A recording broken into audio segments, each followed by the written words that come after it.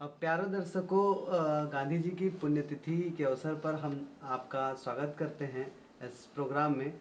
हमारे साथ दैनंदिनी के समाचार संपादक आशीष जी हैं। उनसे हम जानेंगे कि आज महात्मा गांधी की पुण्यतिथि पर जैतू साव मठ में गांधी जी की प्रतिमा का अनावरण हुआ है। जैतू साव मठ के इतिहास के बारे में आप सर हमारे दर्शकों को एक बार बताएंगे। विकेश जी, बहुत सामयिक विषय आपने आज उठाया है। और जैसा कि आप जानते हैं, हमारे दर्शक भी जानते हैं कि 20 दिसंबर 1920 को गांधी जी का प्रथम छत्तीसगढ़ आगमन हुआ था। और इस आगमन के दौरान 20 तारीख को ही उन्होंने जैतू साव मठ में दर्शन के लिए गए थे। उनके साथ मौलाना शौकत अली जी के भाई और उनकी माता जी भी साथ में थीं। तो एक दृष्टि से ये बहुत महत्वपूर्ण हो जाता है कि गांधी जी का प्रथम प्रवास और जैतू साव मठ में दर्शन के लिए उनका जाना। और विकेश जी, जैसा कि सब जानते हैं कि भगवान श्री राम के प्रति महात्मा गांधी की बहुत श्रद्धा थी, बहुत विश्वास था, उनको बहुत आस्था थी श्री राम पर। और फिर जैसा कि आपने मंदिर के इतिहास और मठ के इतिहास के बारे में आपने उत्सुकता दिखाई है, तो मैं आपको बताता चलूं कि इस मंदिर का जो बनना शुरू हुआ वो बात है 1877 की। और मोहल्ले के जो वरिष्ठ जनों से मेरी बातचीत होती रही है, तो उनका कहना था कि 5 जून 1884 को इस मंदिर में भगवान श्री राम और सीता की प्रतिमाओं की प्राण प्रतिष्ठा हुई थी। और उस इलाके को बनियापारा बोला जाता है। छत्तीसगढ़ के अग्रवाल समुदाय के जो लोग हैं उस मोहल्ले में बहुतायत से हैं। और जैसा कि हम सभी जानते हैं कि वो बहुत संपत्तिशाली हैं, समृद्धशाली हैं। और दान की उनकी एक बड़ी विशिष्ट परंपरा रही है। जैसे रायपुर का जो DK हॉस्पिटल है वो दाऊ कल्याण सिंह जी के दान से बना हुआ है। दाऊ कल्याण सिंह ने ये बहुत सारे चीज़ों के लिए दान दी। इंदिरा गांधी कृषि विश्वविद्यालय के लिए उनकी ज़मीन है। आरंग के आसपास बहुत सारी ज़मीनें उन्होंने दी। तो उसी परंपरा को आगे बढ़ाते हुए जैतू साव अग्रवाल और उनकी धर्मपत्नी उमा देवी ने भी इस मठ के लिए काफ़ी कुछ दान किया। जैसा कि लोग बताते हैं कि 100 मवेशी, काफ़ी गहने, नगद रकम और अपनी काफ़ी ज़मीन उन्होंने दान में दी थी। बताया तो ये भी जाता है कि उमा देवी ने लगभग 1 लाख रुपए नगद दिया था। उन्होंने रायपुर के जो पास में भटगांव, झरेंगा, परसूली, मुंडरा और बेलहारी, ये अपने 5 गांव की पूरी संपत्ति, चल संपत्ति और अचल संपत्ति दान में दे दी थी। सर, जैतू साव मठ का संबंध जो है स्वतंत्रता संग्राम से भी जोड़ा जाता है। इसके बारे में हमने सुना है, क्या मतलब उस पर प्रकाश आप डालेंगे? बहुत सटीक सवाल है विकेश जी आपका। स्वतंत्रता संग्राम की तरफ हम चलें उसके पहले मैं 2-3 छोटी छोटी बातें आपको और बताऊं कि मठ में महंतों की एक परंपरा होती है। तो मठ में पूजा पाठ करने के लिए, मठ मंदिर की देख रेख के लिए बिहारी दास, सुंदर वैष्णव और रामानंदी को नियुक्त किया गया था। बाबा बिहारी दास के स्वर्गवास के बाद उनके शिष्य महंत लक्ष्मी नारायण दास गद्दी नशीन हुए। महंत लक्ष्मी नारायण दास की उम्र उस समय केवल 6 साल थी। उत्तर प्रदेश के बांदा में 1900 में उनका जन्म हुआ था, 29 मई को। और सिर्फ 6 साल की उम्र में 1906 में वो जैतू साव मठ के महंत बन गए थे।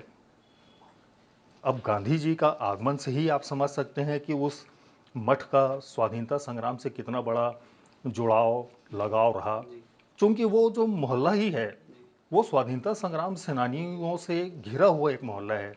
हम पुरानी बस्ती ले लें, बनियापारा ले लें, अवधिया पारा, कंकाली पारा, ब्राह्मण पारा, तात्या पारा, सत्य बाजार, सदर बाजार, ये एक निकटवर्ती जो क्षेत्र हैं, वहाँ रायपुर के प्रायः प्रमुख स्वाधीनता संग्राम सेनानी वहाँ रहा करते थे।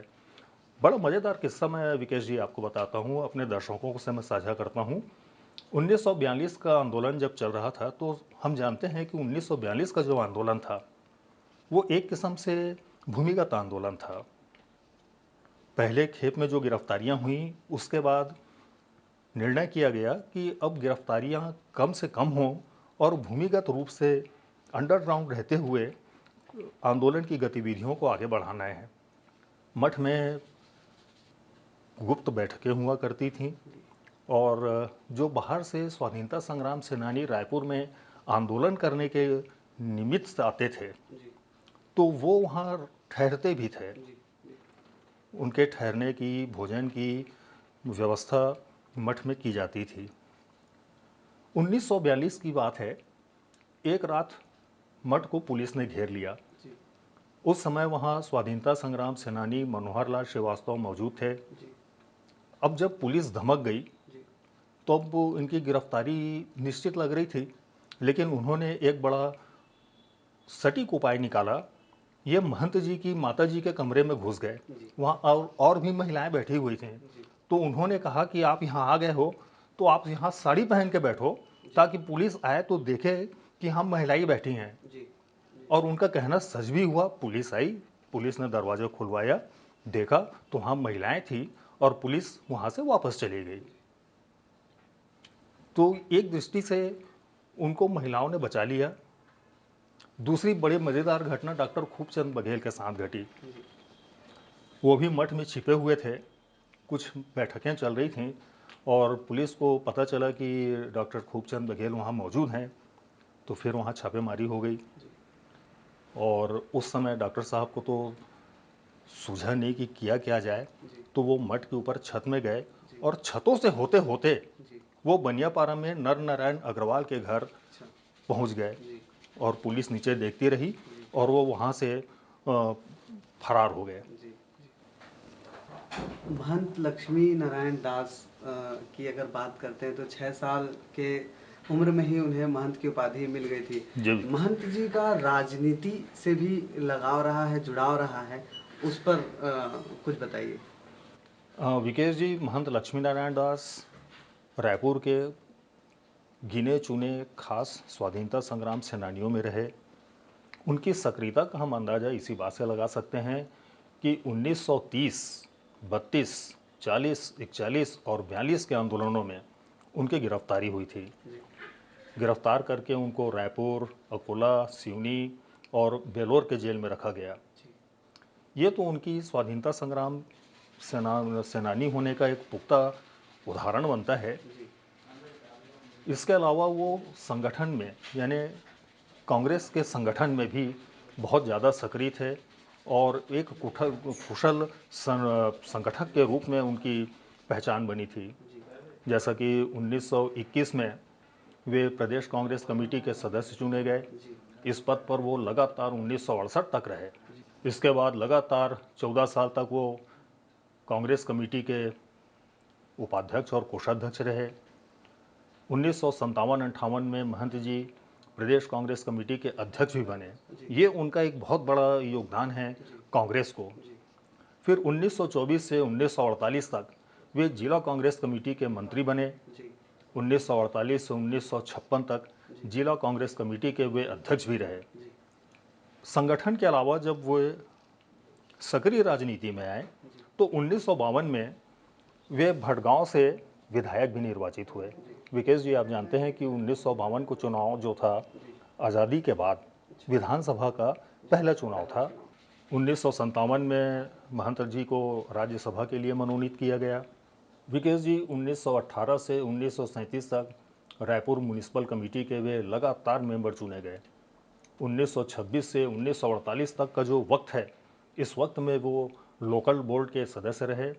1937 से 48 के बीच वे डिस्ट्रिक्ट काउंसिल के प्रेसिडेंट भी बने। जी ये उनकी सक्रियता का एक बहुत बड़ा हमको प्रमाण देती है। जी जैसा कि आपने बताया कि स्वतंत्रता संग्राम से जैतू साव मठ का संबंध रहा है। जी आज़ादी के बाद भी क्या मतलब राजनीति से जुड़े लोग मतलब स्वतंत्रता से जुड़े लोग इस जी जी यहाँ मठ में आते हैं? जी मठ वो स्थान बन ही चुका था जी कि वहाँ जितने भी देश के प्रमुख व्यक्ति जो भी रायपुर आए, जी वो मठ में ज़रूर आते रहे।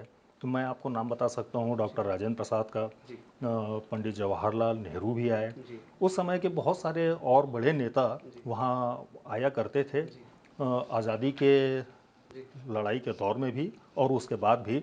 किसी दिन आप वहाँ जाएं तो वहाँ तस्वीरें लगी हुई हैं, जी, वो आप देखें। और मैं तो कहता हूँ कि जो रायपुर में रहने वाले हैं जी, वो ज़रूर समय निकालें जी, और वो देखें। जी, जैतू साव मठ हमारे लिए एक बहुत ऐतिहासिक धरोहर के रूप में है, जी, न सिर्फ मंदिर के रूप में बल्कि स्वाधीनता संग्राम के दौर की यादें भी वहाँ की जी, दीवारों में लगी हुई हैं, छिपी हुई हैं, दबी हुई हैं। जाते जाते दर्शकों को आपके एक विचार सुनने को मिले कि जैतूसाव मठ में महात्मा गांधी की प्रतिमा का अनावरण होना, आपकी क्या दृष्टि है इस पे? ये बहुत ऐतिहासिक अवसर है मेरे लिए भी और पूरे रायपुर के लिए भी, क्योंकि गांधी जी की जो विशिष्ट यादें पहली प्रवास की रही हैं वो प्रायः अब लुप्त हो गई हैं। जी, जैसे गांधी चौक में जो मैदान रहा, जी, उस वो जिस मैदान में उन्होंने भाषण दिया था वहाँ आज पार्किंग बन गया है। जी, आनंद समाज लाइब्रेरी के जिस बगल के मैदान में उन्होंने सभा की थी, जी, आज वहाँ एक भवन खड़ा हुआ है। तो कम से कम मठ में जो गांधी जी का आगमन हुआ जी, उसको यादगार बनाए रखने के लिए प्रतिमा का अनावरण हम सभी लोगों के लिए बहुत महत्वपूर्ण और ऐतिहासिक अवसर रहा है। जी। डीएनएक्स के इस रेडियो प्रोग्राम में सभी दर्शकों का हम बहुत बहुत धन्यवाद करते हैं हमारे साथ बने रहने के लिए। आगे भी महात्मा गांधी और स्वतंत्रता संग्राम और रायपुर की पुरानी यादों के साथ हम फिर हाजिर होंगे। तब तक के लिए नमस्कार।